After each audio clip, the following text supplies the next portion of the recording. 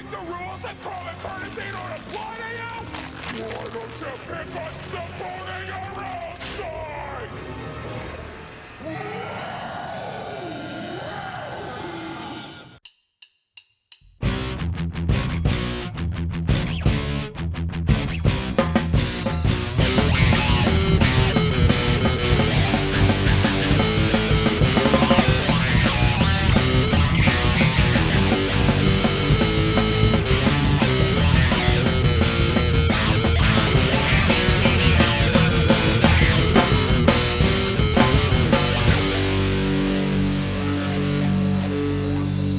Welcome to the Pony 411 podcast, the podcast all about My Little Pony. I am Nemesis once again, and joining me is Alca7raz. Hello. And of course, we got another episode to talk about, like we usually do, because that happens every week right now. And as you're probably well aware, unless you've been living under a rock, which I've seen some people actually, not realize there's even the season's even started. How about that? Yeah, it's a little interesting. If you're listening to this podcast, how would you not know that there's a new episode? It's kind of odd. We just found out about it. That would work. Anyway, of course, we got some news to talk about first, though, so let's get right to it. Start us off. Some new Funrise plushies are hitting stores. They include Charlie, Vinyl Scratch, and Applejack, and apparently, I'm not sure if this already was in the stores, but apparently a new size of the Alicorn Twilight. It's interesting that Applejack finally has her hat. I actually have an older one that doesn't have the hat. So yeah, new Applejack with her hat. So if you've been wanting that, there you go. But just remember, this is the mop hair, spaghetti mane, fettuccine, whatever you want to call it. I think fettuccine works. But yeah, whatever you want to call it, yeah. It's that one. And apparently Charlie it's weird in that she has the G3 cutie mark instead of the G4 one. But the colors are correct. So go figure on that one. Anyway, so some comic sales numbers for the month of November are in. Issue 13 was rank 56, selling 35,653 copies, and the Spike issue of the microseries was at rank 111, selling 20,190 copies. And you can also check out the link in the show notes for sales figures of other issues, including the art gallery and the compilations of the first 8 issues. So they're selling pretty good. Yeah, still selling pretty good. And of course, Spike gets shafted. Yeah, who cares? It's Spike. Spike. Anyway. If you need ponies in your Christmas, the Hub has there to help you out. On Christmas morning at 6 a.m. Eastern Time, 3 a.m. Pacific Time, they'll be running a pony-themed Yule log for 4 hours, and so there'll be little random bits of ponies, here and there. So if you want that, there you go. I'm totally going to sneak that onto the TV at my place. Oh, boy. That'll be fun. I don't get the Hub, so it doesn't matter. I'm going to bet, though, someone will record the entire 4 hours and put it on YouTube. Just watch. Yep. I mean, there's plenty of other Yule logs up on YouTube now. We'll just add this one to the group. Why not? Why not?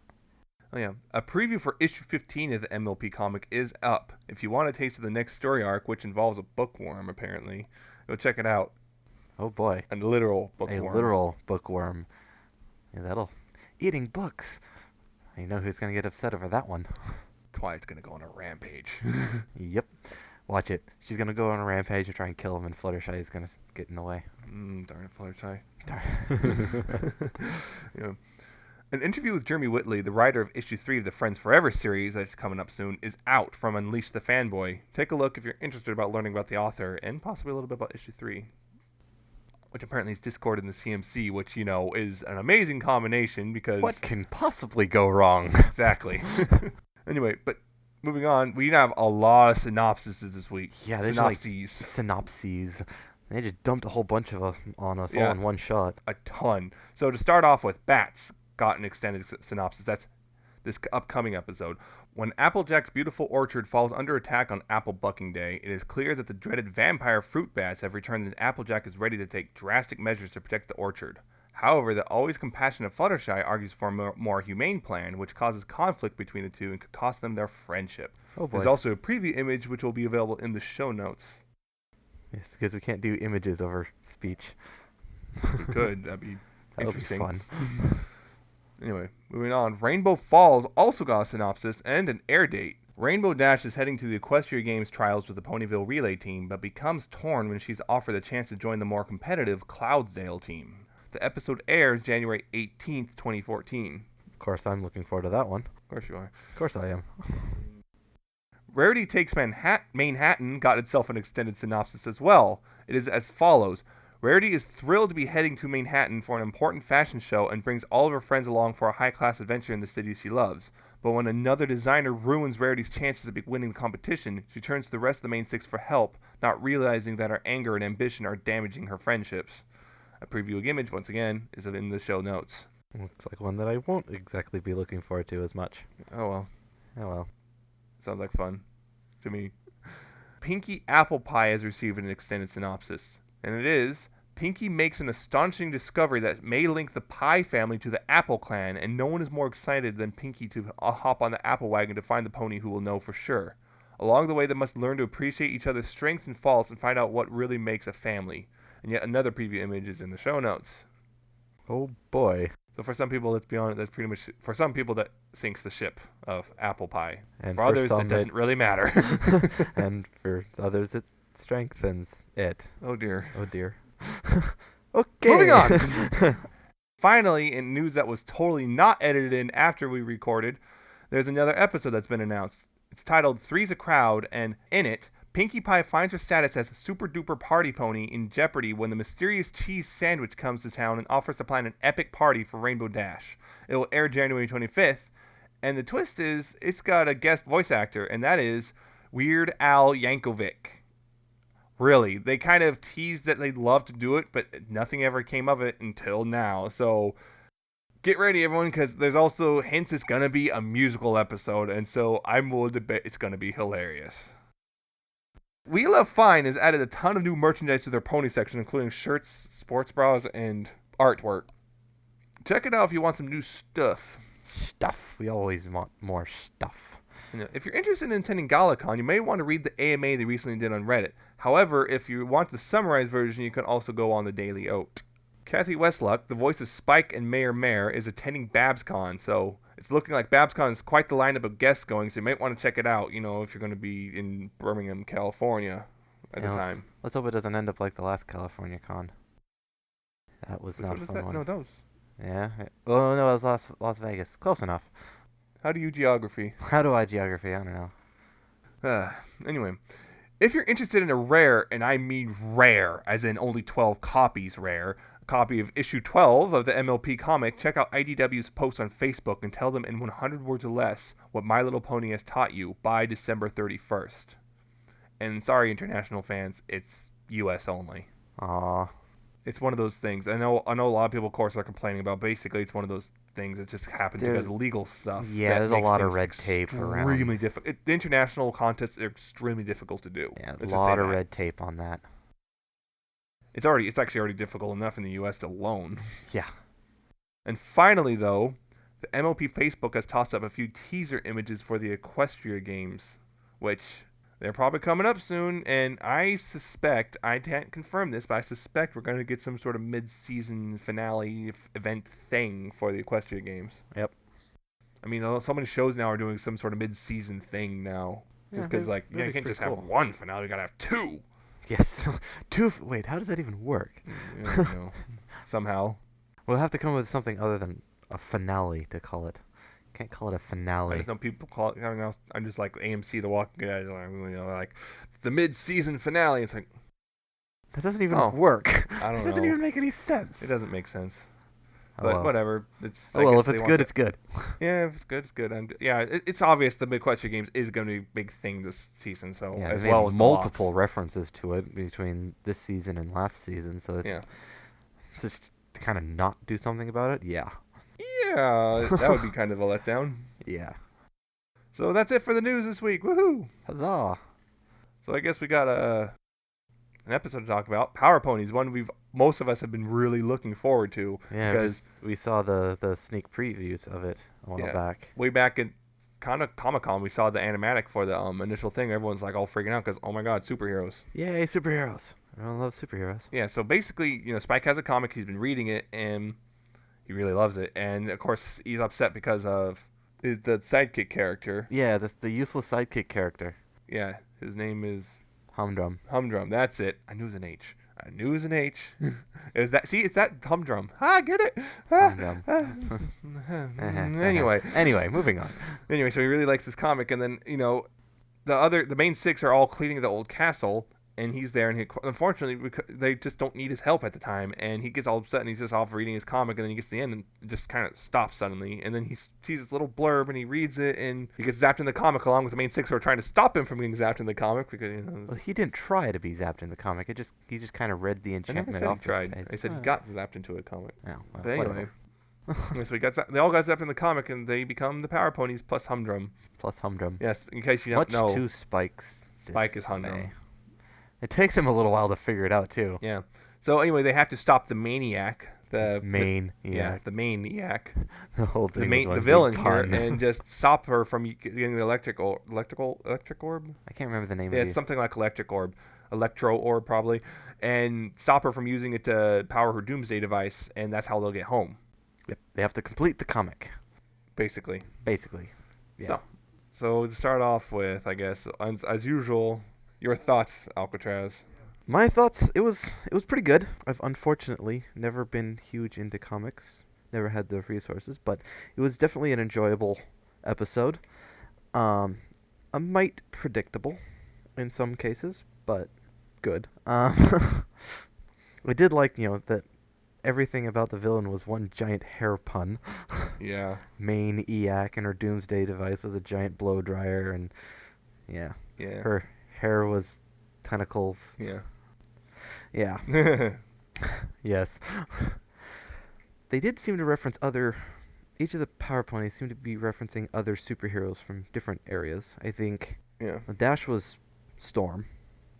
Weather control and all they that. Actually, one of the people working on the show actually mentioned which superhero was the inspiration for each one.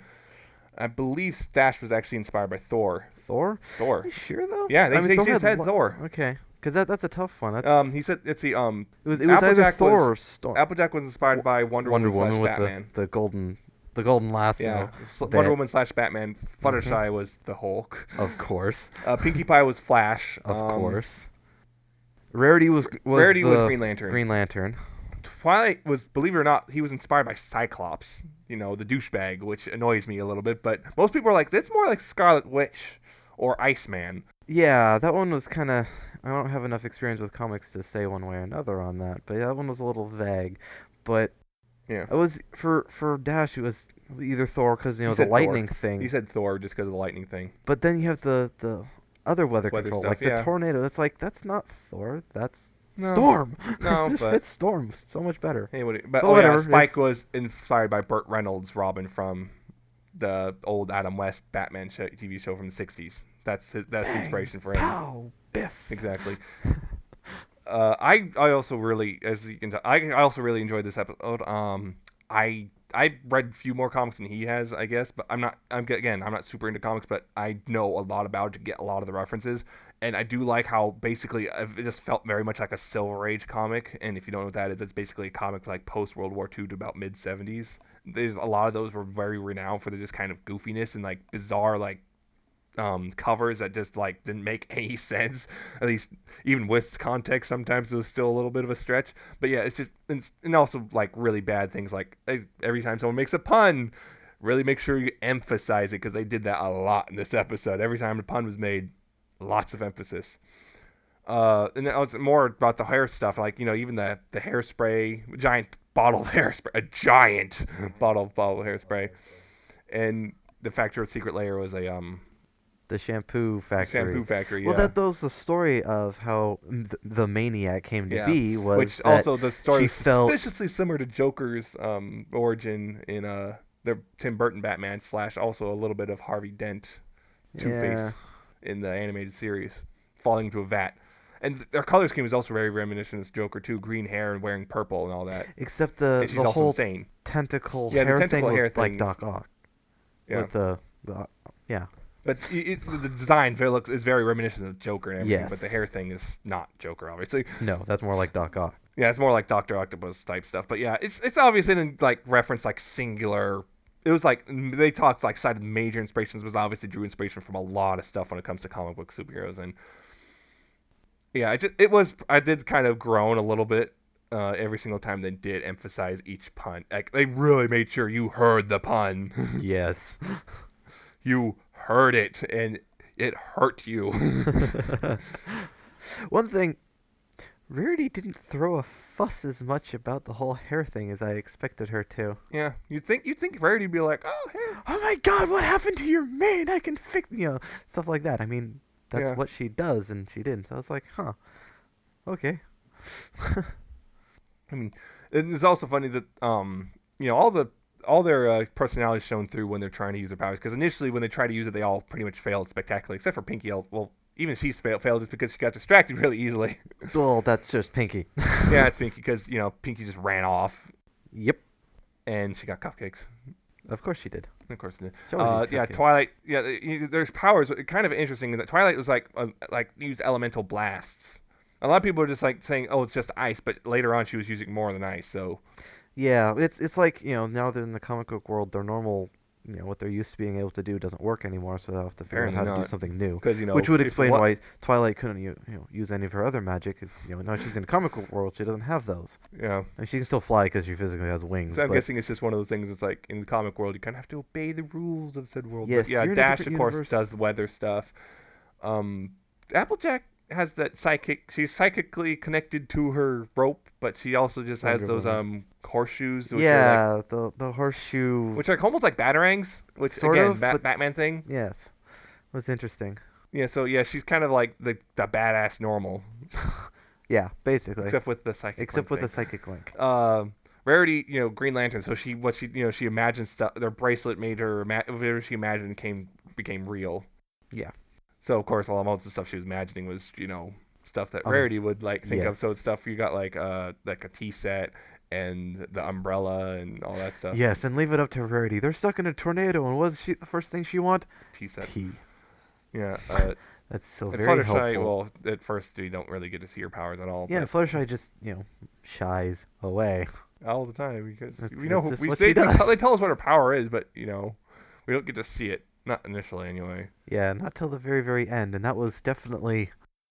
That was a thing. Yeah, that was a thing. Hulks out, and it's like it is so wrong looking. You can't help but laugh. Yeah, that was great. And of course, what set her off because of course it's like the Hulk. She has to get angry, and when she get angry, because Maniac hits a Firefly and with her hair and hurts it. So that sets Fluttershy off. Of course, a lot of people I've noticed, some people get upset. It's like, why is she getting so upset about the Firefly and her friends getting hurt? Because her friends know how to handle themselves. Yes. It's more about the defenselessness of the animal, I think. Yes, that's always the way it's been with Fluttershy. She's always been more to the defense of the animals than her friends, because her friends can take care of her. Friends take care of her for the most part. So the friends take care of herself. Take care of themselves. And of her. And of her. But it was really fun. And as the thing is, last week I said something about I was worried that it looked like it was going to be Spike-centric. It wasn't so much Spike-centric as I thought it would be. It's all very much, it was where a lot of it was spent on Spike, but it wasn't like worryingly, like, it didn't get to the point where it's like. It wasn't like the other Spike episodes we've seen. It was a well-done Spike episode. Yeah, I mean, it was pretty much a Spike episode, but it wasn't that much of a Spike episode. They actually let's actually have the other characters actually do something important. It wasn't like the one with all the pets in the last. Or the one with all the Dragon Code stuff. That too. But, so Spike has to save them because initially Maniac has this hairspray which, freezes them. Yeah, it removes their powers. Yeah, they can't use their powers and they can't paralyzes them. Yeah, for a temporary. And she doesn't bother using on him because it's just humdrum. Who cares? He doesn't have any powers. Who cares? It's humdrum. So he has to go save the day by getting them free. And then, of course, when they're free, they can all kick butt and everything. Which is better. I was worried when I saw that he has to save the day. I thought it was going to be pretty much all about him in spite of their powers and stuff. No, he gets them loose and then they go crazy. Yep. And then they suddenly figure out how to use their powers. Yeah, they figure it out. It's one of those things. It's like, you only have 22 minutes. You can't explain them learning it. Yeah, you can't spend too much time just having them try to learn. I mean, it's obvious they're getting better as time went on, but because the initial thing, they all messed it up royally. But yep. And then they got paralyzed and somehow learned how to. Yeah. Well. Oh well. I don't know. Minor detail. It's just one of those things. Yeah, it's a little minor thing, but. And also find it's funny, Spike, basically the whole thing with Spike was all upset because he can't help anyone, and he feels useless, and not realizing the whole time initially he was the one who all the knowledge about the comic books, and they didn't, and they needed his help to be able to use know what they were able to do and stuff. Yes. And like, who's that? What's going on? All that crap. It's like he didn't even realize that he was being helpful. Which is actually a very common thing to see. You start, you see you can't do one thing, so you completely overlook the things that you have. Yeah. So, and I think that was kind of one of the morals. I hope so. Hope people got that. Yes. Because sometimes it's fandom, it's like weird how they anally retentive about how all these little minor details, and they completely miss other big things or even small things. Yeah. Yeah. So it was very nice, very colorful, and I also like the animation when they're when they were getting sucked in the comic book and stuff. It was very, all else stretched out and stuff. That was a very nice look. It's very, if I understand, it's actually kind of difficult to do in Flash, but I'm not certain because I'm not a Flash animator. Yeah, don't do Flash animation, so I want to know. It looked pretty nice for the most part. Although I think when they were getting sucked back out of the comic, it kind of looked a little weird just because it was just flat looking. Comparatively, yeah.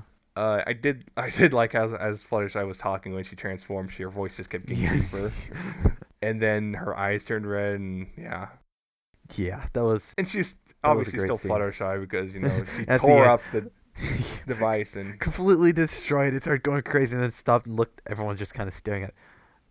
And then the device and just gets all sheepish. Yeah, it gets all sheepish. Big giant Hulk thing looking really sheepish. By the way, one thing I detail like was during that scene, if you notice, no music. It's just no music. They're all just like gaping at her, and while she's destroying it, and just no music at all until she realizes what's going. Until she snaps back. I like I said, I was looking forward to this. I was not disappointed with this episode at all. I mean, I was really worried about it when I found out about the Spike thing, but it was definitely a good episode. I would honestly say this is probably one of the 2 genuinely good Spike episodes we've had in the entire series. Every other one, there's been ones that's like, it's good, but not because of Spike. Yeah. It's despite Spike. But this is, I think, the second, like, genuinely good Spike episode that we've gotten. Like, you can't really say, say anything like, it's because, it's despite Spike and stuff, or it's because of this, not because of whatever. It's actually good. Yeah. Overall. The last one being, I think, Dragon Quest. Yeah.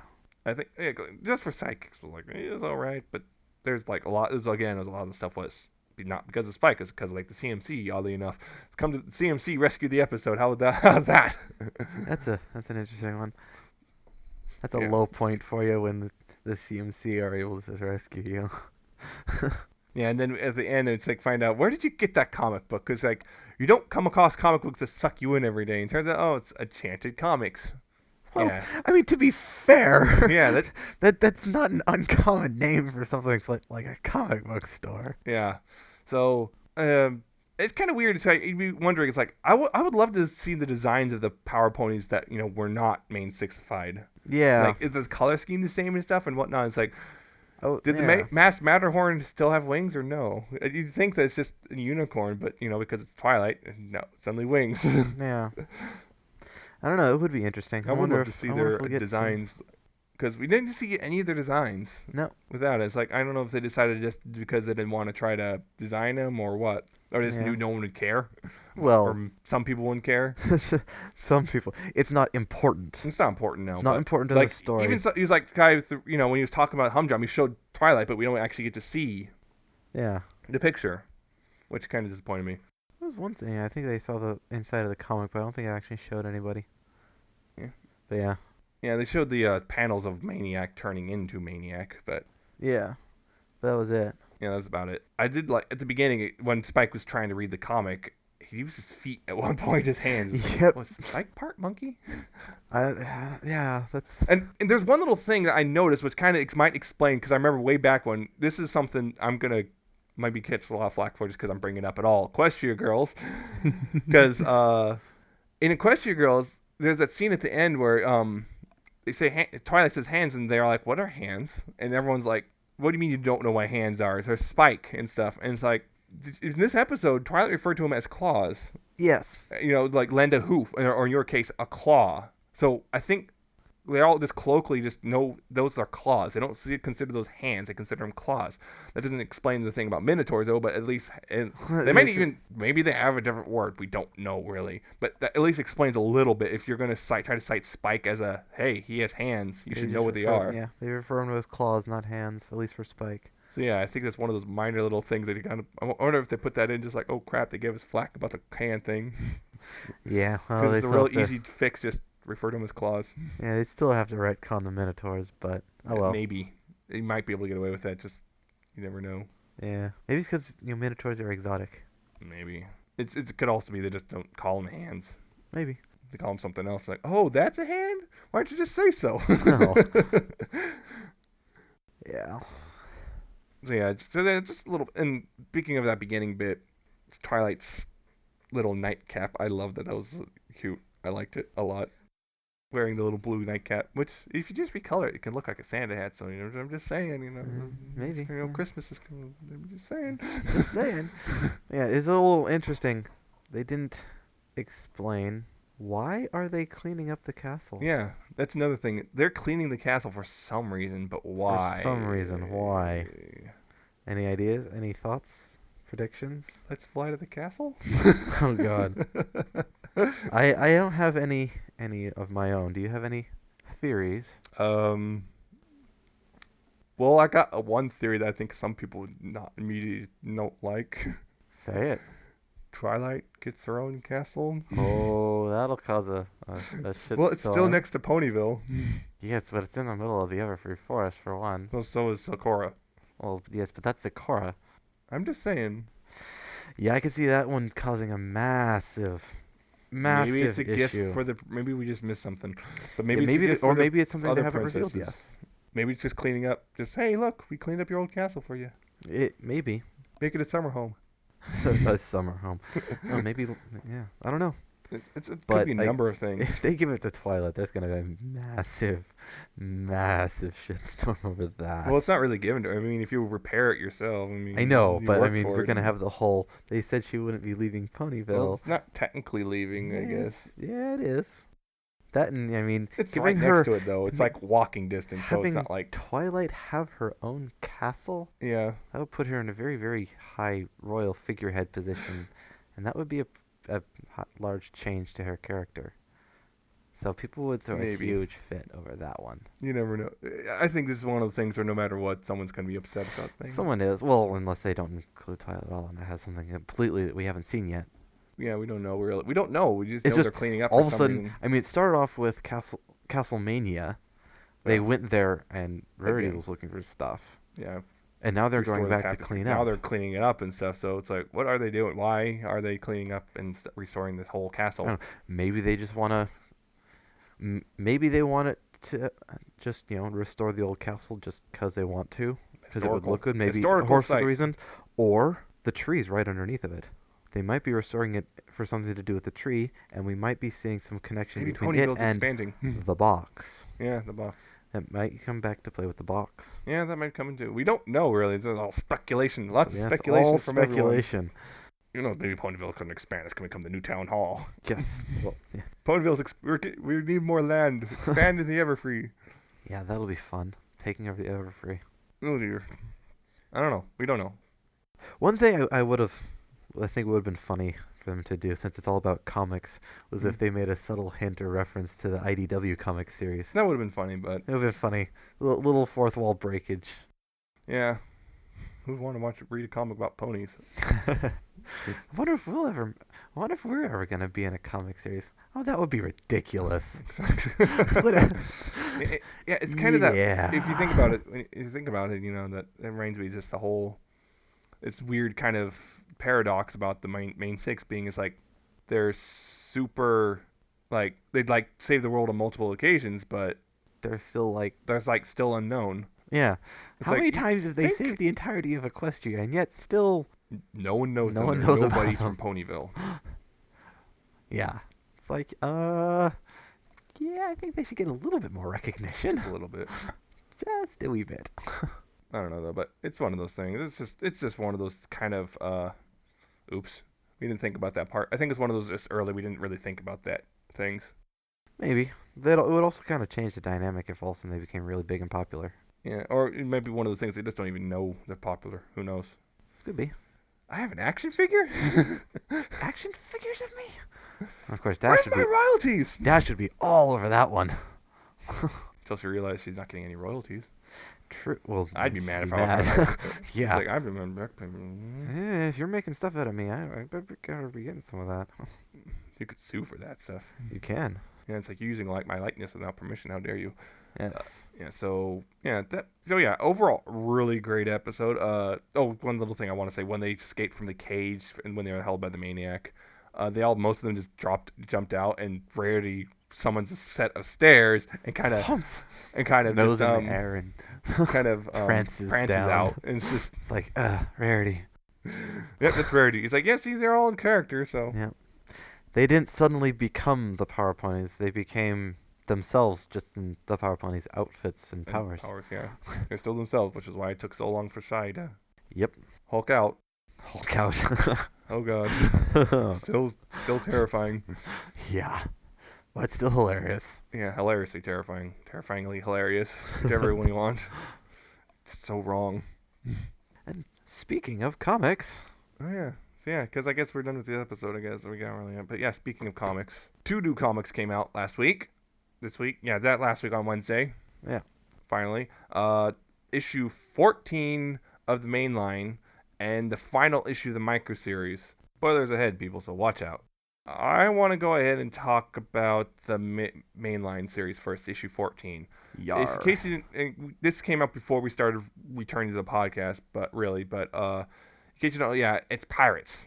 The first issue was issue 13 of this particular art, and it's also the first issue where Alicorn Twilight in the comics, so, that whole thing, which so far is surprise, hasn't really affected things just like with the show, but basically, they go to the beach, and part of it is because Fluttershy wants to release a fish named Gil.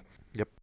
Back into the wild, and of course they do so, and hey, there's a pirate ship, and they encounter a pirate who looks a lot like a ponified Jack Sparrow, which was probably very much intentional. Probably. And they become part of his pirate crew to search for treasure and all this stuff. Yes. Along the way, they also find out the other pirates think he's crazy. Yes. And Fluttershy recovers Gil because she cannot part with him. Nope. And puts him in a coconut. And stores it under on her head. Yeah, so that's where they are at the end of issue 13, is finding out basically he's crazy. Yeah, finding out he's crazy, and they were trying to retrieve a map out of a hole, and there was a giant enemy crab. Yeah, giant enemy crab. Yes, it happened, finally. Yes. Which was glowing, too. Yes, giant glowing enemy crab. Yeah, so yeah, the issue 14 starts off with them fighting the crab. Yep. And turns out, yeah, they decided, oh, hey, kind of trick the crab, because all these little crabs start stealing his stuff. All this stuff, and of course you can't part with this stuff, so he decides to let them have the map, and they find out, hey, look, the X is moving. Yes, the X on the wandering X. It's a wandering X. Isn't that interesting? Quite interesting. Yes. So, Pirate Captain returns, and they still think he's crazy, so they decide to mutiny. Yep. Yes, of course, Tash, of all people, is the one who's resistant, of course, loyal, so, but then again, it's like, loyal to your friends or loyal to your captain, oh dear. Oh dear. Friends come first in that case. But what I don't get about that scene, why did Rarity put that purple dress on her? I don't randomly know. Put a dress on her, and she didn't like it, and then because I don't know. Because Rarity, I guess. Yeah, because Rarity. Rarity's odd. Yes. Actually, they're all a little crazy. Let's remember, all the ponies in this town are crazy. Yes. Now Twilight is too. Well, she started out that way, but yes, the mutiny and all that stuff, and just locked him in the brig. Locked him in the brig, but pretty much right after they mutinied, the X stopped moving. Yeah. They caught up to it. Yeah, they caught up to it. And then Fluttershy let him spirit out. He asked nicely. What was the excuse? He asked nicely. Well, But they found the X. Yeah. And turns out the X, his jewel that he was looking for. The jewel. Wasn't a actual jewel. Jewel's a name. Yes. It was a mermare. Oh dear. Oh dear. At least it wasn't a sea pony. At least it wasn't a sea pony. But boy. It was a mermare by the name of Jewel, that those who are in love. Oh. Yep. And he was finding her. And apparently he was... Which is why the X was moving. Yeah, the X was following their the herd. Migrations. Yes, I don't know. What would you call that? Herd? School? Herd. Horse type things. It's a herd. Yeah, we'll call it a herd. It's a herd. We'll go with that. Yeah. Yep. And of course, there's a bit of the fighting. It's like, oh, you're supposed to follow. No, you can't love him. You can't love her. All that crap. But then you get it all works out. And then Fluttershy decided to release the fish for good, and that's what got them to turn. That's what it was. A little cheesy, but oh well. Whatever. Yeah. So, they all go home, and then they eventually go home on the back of a. What was it again? It was like looked like a giant manta ray. I can't remember. It was something hawk. Yeah. Manta hawk. I don't know. Yeah, they got home. Yeah, they got home separately. Hoofbeard kept his ship, but he also got gills and fins. Yeah, Twilight gave him gills and fins, which is an interesting one. How can Twilight just randomly give people body parts? Just alteration of anatomy. Just alteration. She's an alicorn now, remember? Infinite cosmic power. She's not Aladdin. But yes. Aladdin wasn't a genie. He had a genie. Yes, you're right. It was just Genie. He never did have a name. Yeah, Genie. Just Genie. But yeah. That's a different thing. Yeah, so it's not too much of a stretch, I don't think, anymore for her to be able to give someone gills and stuff, so. Sure. We'll just roll with it. We'll roll with it. So yeah, it's kind of it's obvious the comics have gone from 4-issue arcs to 2-issue arcs. Oh, it's almost at 12. Wow, that'd be one heck of an arc. Yeah, but it kind of decided to drop them in cut in two for whatever reason. I don't know why, but I guess maybe they decided that 4 issues is too far now, or kind of. It might just depend on the story that they chose. Yeah, you might go back and forth between them. It looks like so far the next 2 arcs are still also 2-issue arcs as well. So maybe they decided that's 2 issues just easier to deal with. Maybe 4 issue. Maybe they decided it's too much.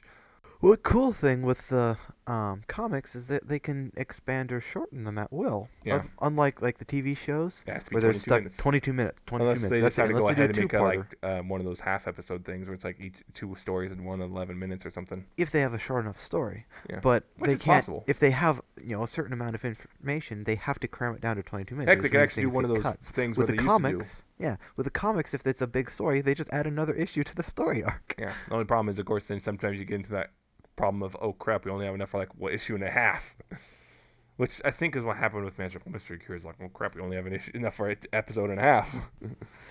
I think they could have pushed that one out to 2 episodes, but possibly. But it's one of those things. They should have at least tried. I know they said they wanted to, so they probably did try at one point.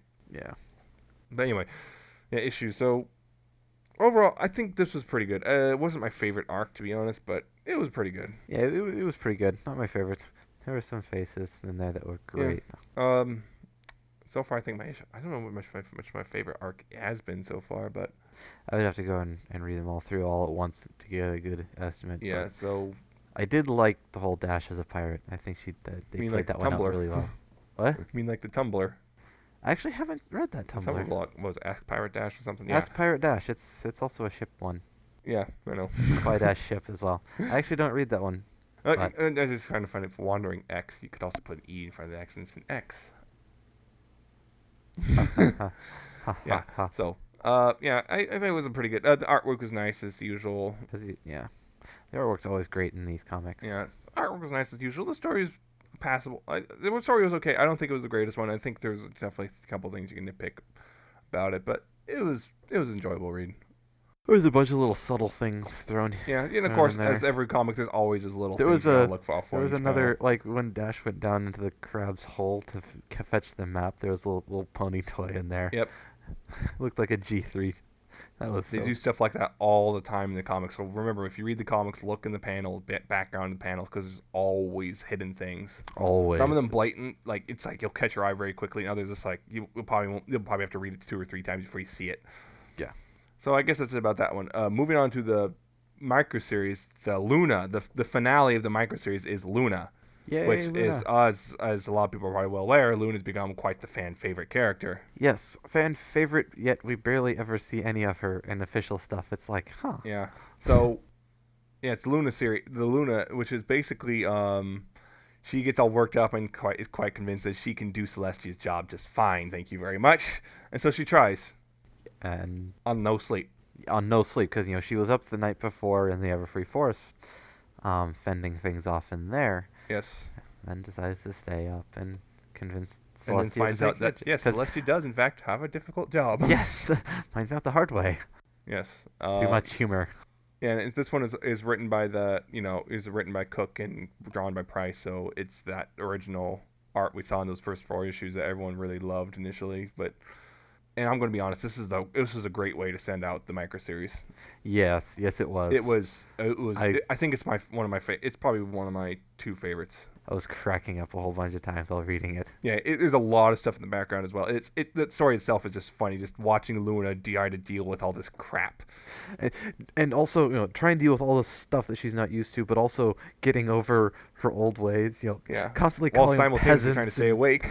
Yes, trying to stay awake and later, but constantly calling the civilians peasants and peons and yes, all that stuff, and just like the peasantry.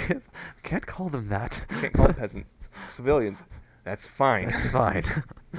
Yes. All the facial expressions she makes, all the phrases she says. Oh yes, great phrases.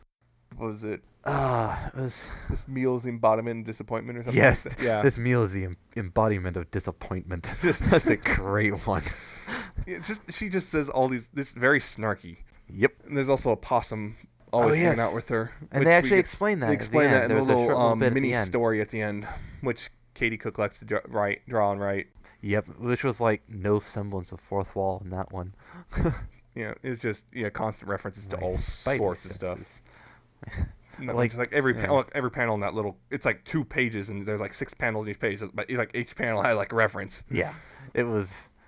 Yeah. And meanwhile, whilst Luna is freaking out, Celestia is off at a spa. Yep, relaxing.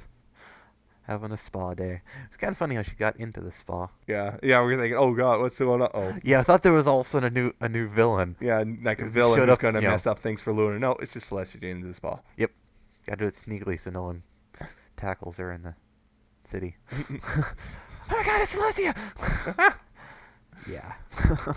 So it was really, really great. It's just, and then eventually the eventual just finally enough is enough bit where Luna had. Yep. Enough is just my way, and it gets through things really quick. Yep. Though I did love how her way of settling disputes with the Flim, just cut it in half. Yeah, cut it in half. What you can't do? Multiple disputes with the same 2. I just love that. Just Flim and Flam, just like multiple ponies all having a dispute with them. Yeah, I like that. First it was the wagon. They're bad. First it was the wagon. Just cut the wagon in half and split. What? No, you can't do that to the wagon. No, they care about more. It must actually be theirs. The next one, they took our sheep. Well, cut the sheep. No, you can't do that. You can't do that. Also, how the manager at one point the giant life-size chess set. Oh yeah, the life-size with fancy pants. Yeah, with fancy pants. Drug Luna off by the tail. Yep. Yeah. Obviously, Luna is not held in high as regard as Celestia is. Yeah. Well, after putting him through all of that, I would start getting everyone has their limit. But yeah, that was great. That was great. And I love the little story at the end explaining where the possum comes from. Mm-hmm. The little panel with Fluttershy. I need a pet. My spidey senses are tingling. And the spider comes. Oh, that's why. But one thing I noticed in that panel, in the background, she has a photo frame of the troll from the first story arc that had all the pony toys. There was a little photo of him in there. It was a great little back reference. Yeah. So one of the things was definitely another Magnum PI reference in the background. One of the Luna panels, and just one of the panels is Magnum PI. Just again, because he showed up before, and of course, last time he showed up, his cutie mark was a Ferrari logo. Yep. And of course, he has a Ferrari, except it's drawn by horses. Okay. Yeah. 2 horsepower. Yeah. There's also that was this almost like the centerfold. Yeah. It was the big 2 frame where brought Luna and everybody all into one area to try and accomplish everything all at once. Yeah, that didn't go over well. But there was a whole bunch of little references all over that. Yep. I had referenced Faust, which was kind of cool. Waldo was in there. Yeah, a whole bunch of little things all over the place. It was great. Yes, it was yeah, like I said, it was an excellent send off to the microseries because in case you don't know, microseries is ending now and will be replaced with the Friends Forever series starting next month. Yeah. Mid-January, I don't remember the exact, but starting off with an Applejack and Pinkie Pie. Oh dear, so now it's like we're going to get the Apple. Yes, we're going to get that comic plus the Pinkie Apple Pie or whatever. Pinkie Apple Pie, yeah, that's what it's called.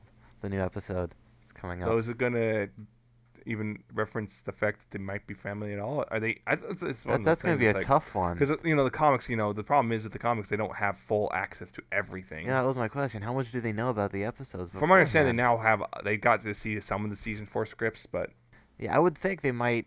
Since they're I'm hoping now they're like official. at least more willing. I know they're willing. They are sharing some information. I'm just hoping they're sharing enough so that the comics don't say something that get contradicted by the show. Yes, then we'll have to deal with the whole tiered canon thing. Like, oh crap, there's a contradiction. Which one takes precedence?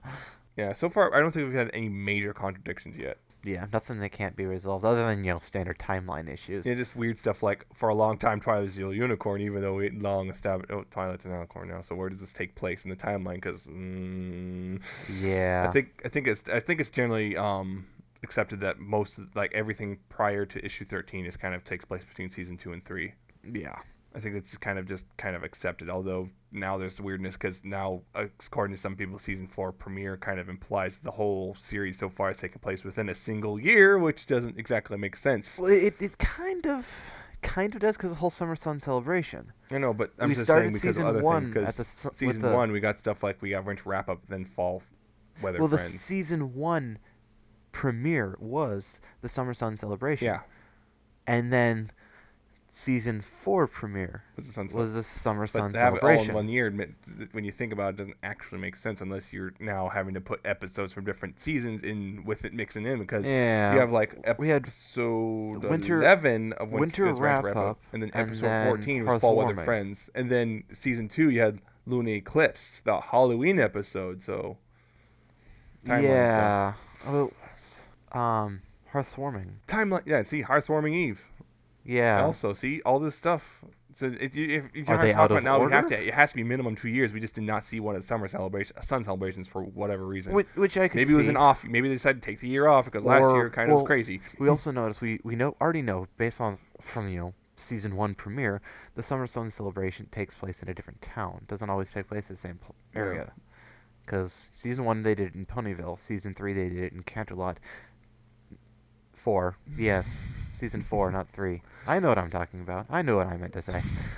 But maybe they took place at a different town. Maybe, but I'm just saying. I know some people are just trying to say it's within a year, but I'm just saying you can't really say it's in a year without really starting to mix things together, which then don't make sense because yeah. So basically, you have to at least accept that at least 2 years have passed. Yeah, if they're in order. If the episodes are chronologically in order, which I would expect them to be, that's. Yeah, you have to basically accept that there's been at least 2 years since the series premiere. And also, they don't have to. The holidays don't have to follow the same pattern we have here. But it's kind of. It's implied based on the weather. It's kind of expected. I mean, the lunar eclipse was pretty obviously. Yeah, Night Night. Yeah, we take. And it doesn't have obviously to be, takes place in the winter. Yes, that one you cannot deny. So far, Summer Sun celebration implies summer. Really? I thought it was spring. So, yeah, it's just one of those things you kind of have to...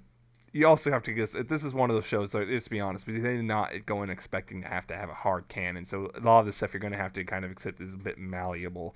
Yeah. You're going to have to be willing to accept also that at some point in the future, the comics and the cartoons may contradict each other, and then you're going to have to decide which is more important to you. Which one is... Yes. I think the accepted is show overrides. Yeah, accepted is show is the top dog. Show is if it happens in the show, it's canon. If anything in the show contradicts anything else, the show is the canon version. Yes. According to the comics, they have television. That has not shown up in the But they do have technology. Yeah, they have technology, but it hasn't shown up in the show. Like the show that's shown they have movies and movie theaters and stuff, but they have not shown stuff like TV yet. Yes, which is a little interesting.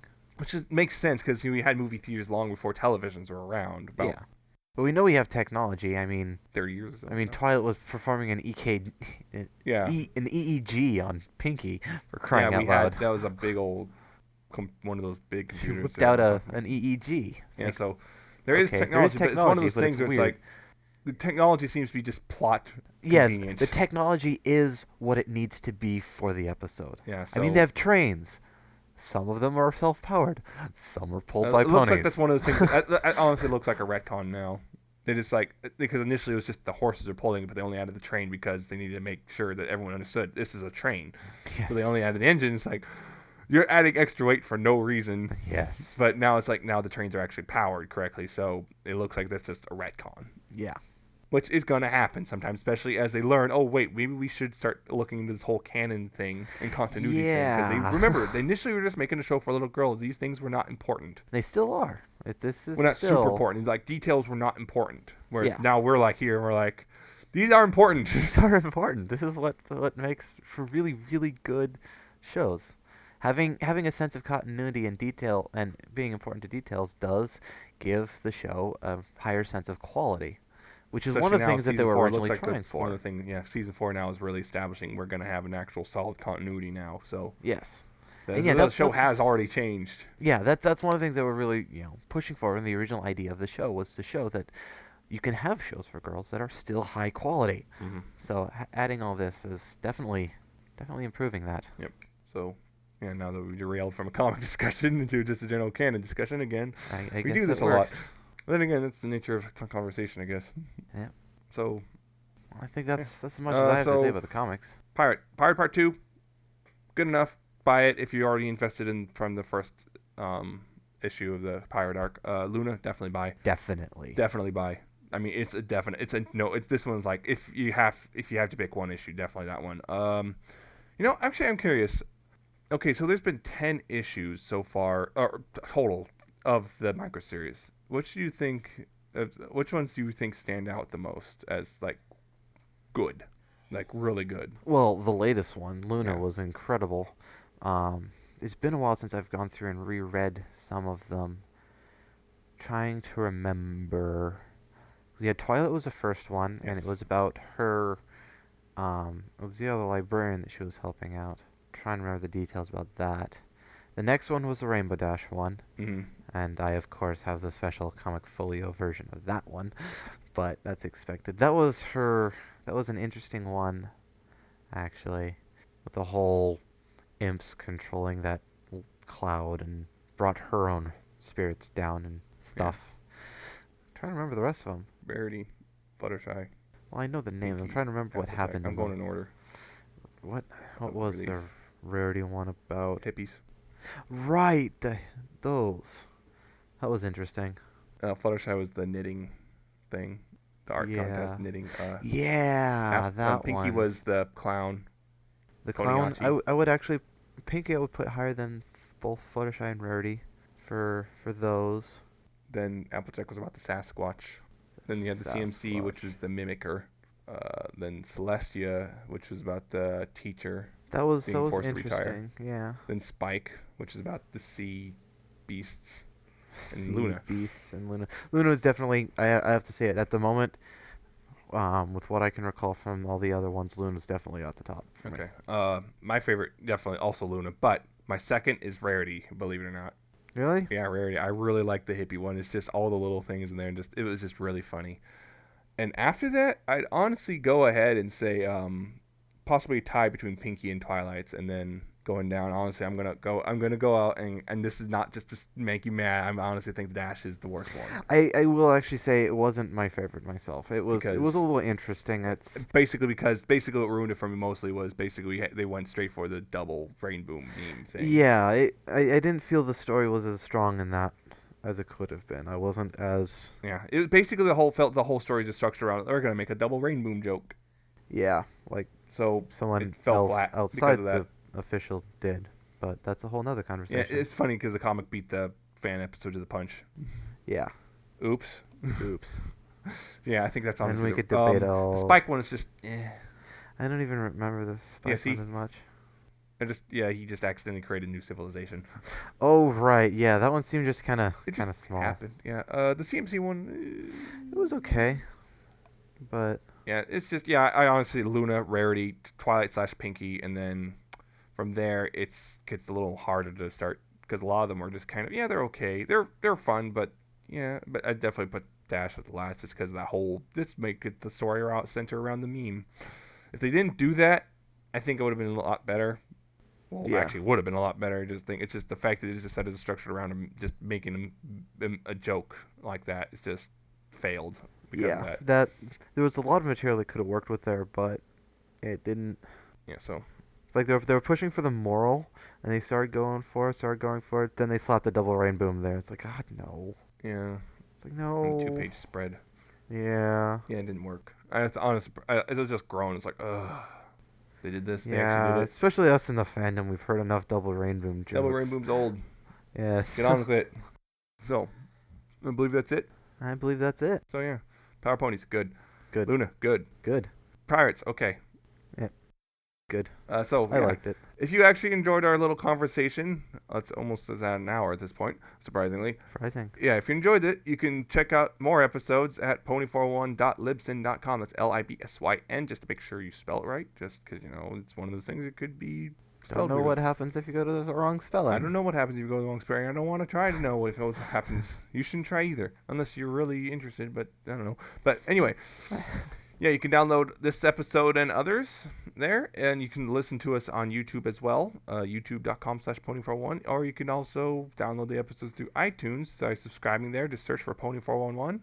We'll find us there. You could contact us by going through Twitter, we're at Pony411, or you could contact us with Facebook, or facebook.com/pony411, or you can email us as well, pony411podcast at gmail.com.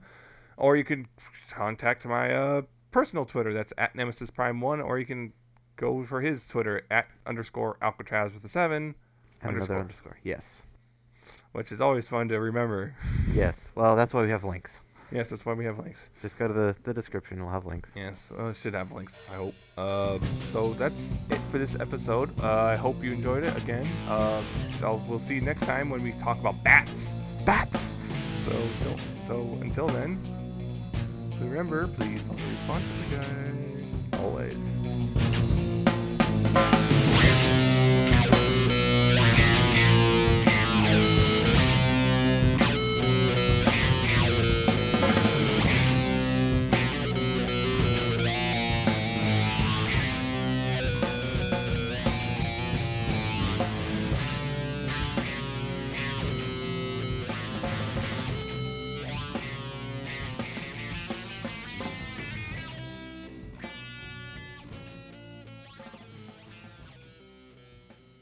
When Applejack's beautiful orchard, wow, I can never pronounce orchard properly, even though I know.